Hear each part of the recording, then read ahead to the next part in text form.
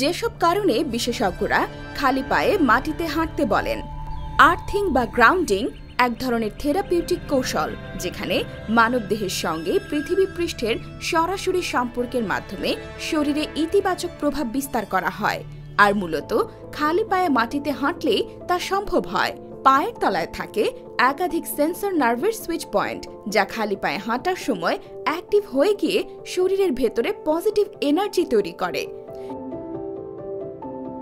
যেভাবে গ্রাউন্ডিং বা আর্থিং এর অনুশীলন করা যেতে পারে: খালি পায়ে হাঁটা, মাটিতে বা ঘাসে শুয়ে থাকা, পুকুর, নদী বা সমুদ্রের পানিতে সাঁতার কাটা, বিভিন্ন প্রকার গ্রাউন্ডিং সরঞ্জাম ব্যবহার করা, যেমন গ্রাউন্ডিং ম্যাট, গ্রাউন্ডিং কম্বল, গ্রাউন্ডিং মোজা ইত্যাদি।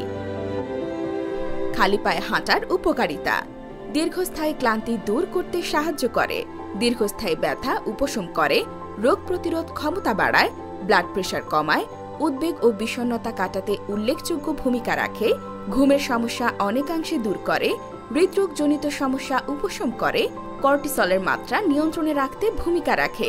খালি পায়ে হাঁটার আগে এই কয়েকটি বিষয় নিশ্চিত করুন: কোনো এবড়ো থেবড়ো রাস্তায় বা মাঠে খালি পায়ে হাঁটবেন না। কংক্রিট বা পিচের রাস্তাতেও খালি পায়ে হাঁটা থেকে বিরত থাকুন। পায়ে কোনো ইনফেকশন থাকলেও খালি পায়ে হাঁটা যাবে না। ডায়াবেটিক ফুট থাকলে অবশ্যই সব দিক বিবেচনা করে চিকিৎসকের পরামর্শ মতো খালি পায়ে হাঁটুন।